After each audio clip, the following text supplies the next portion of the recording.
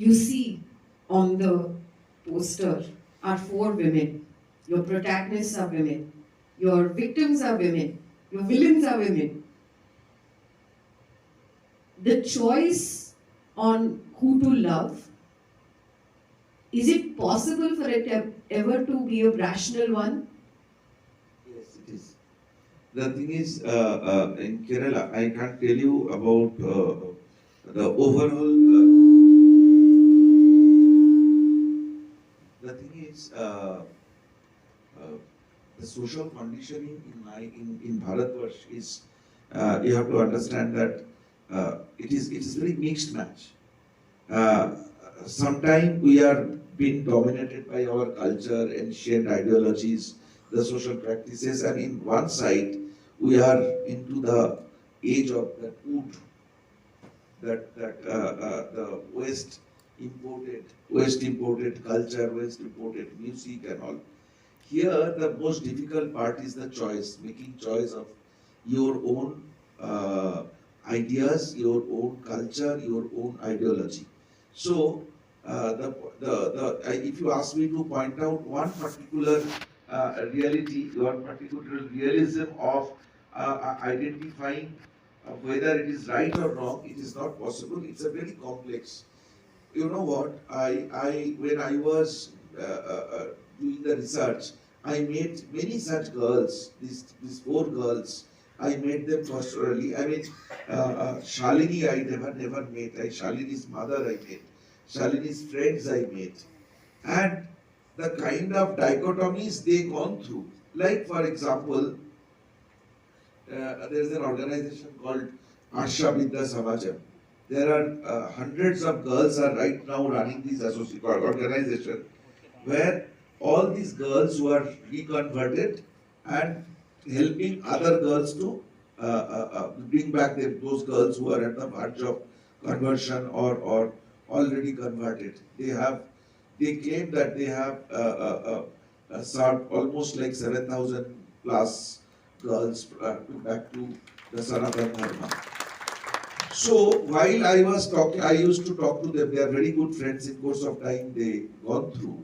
It is not a forced conversion. I don't find the word forced conversion. It is more like manipulative conversion. The way the whole things has been manipulated, the indoctrination process, the way they brainwash. If you study those girls, I met many such girls who never went to temple, who never worship, took part into everyday's puja and all in their home. But the moment they converted, they become five-time namazis. They become aggressive. They become so agile that they started hitting their family people. One girl told the girl who spit on in the film we have seen, Gitanjali is spitting on her father. The girl actually who told me that who spat on her father, she said that I never knew that how I am doing all this, how I did that. Like one girl told me that she was about to go for namaz and her 3 years old niece was disturbing her. So she pushed that baby so hard that the baby fell down and that baby got hurt, got a fracture in the head. So this aggressiveness, it is not a result of one particular notion. It's a very complex character. That is why I have, to me, the Kerala model of conversion or Kerala model of this indoctrination is pretty different from the other part of the country. The organized, you will be surprised to know the girl who agrees to get converted, every day her SIM card used to be changed 4 times. If she has to go from one place to another, she has to change the car 3 times in between. So this is how it's a superbly designed a model work there. So it is a complex thing which needed lot of social research, social study. I think government immediately start working on those girls who are reconverted and come back. That what exactly? I specifically asked them The moment they take the burqa in hand, what they feel. And the whole process, just imagine a girl aspiring to have burqa. And then she wore that.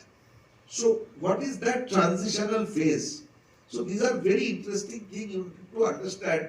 You cannot only blame that the girls who are not being taught Bharatiya Sanskriti. It is a very complex internationally used model being used in India, and Kerala has a successful story. I think I have a serious doubt the same thing going on in Bengal, same thing going on northeastern part of the country also.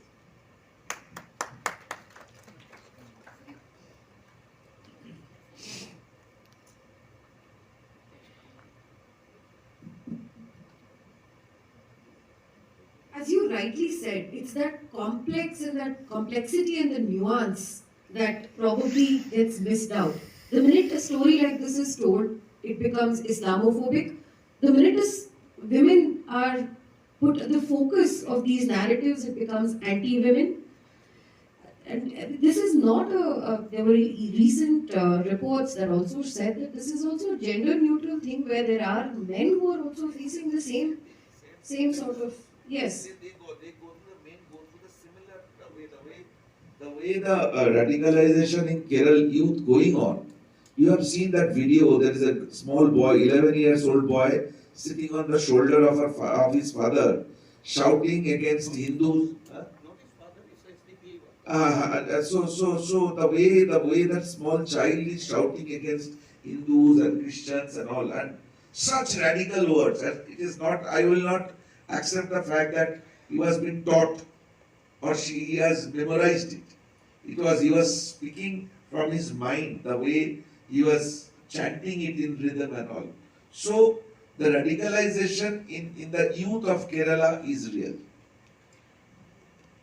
Sudipto, just for tweeting about something like this, we would be called out on Twitter or social media as, all sorts of terrible words, Islamophobic, this, that, WhatsApp University. You have gone out and created a movie that attempts to capture this nuance. I would love to open up the audience, but did you have this? I'm guessing this was a personal fight and a personal struggle. Where did you get your strength from? Actually, what happened is I started working in Kerala from 2014. Before that, the time I met Nandakumarji, that was the time I started understanding the subject and met people. He arranged my meetings with the girls, and I saw Kerala from my own senses. I mean the places I went to Ponnani, where the girls have been the epicenter of conversion in Kerala. So I have seen the places in Kerala, and I realized that this story to be told.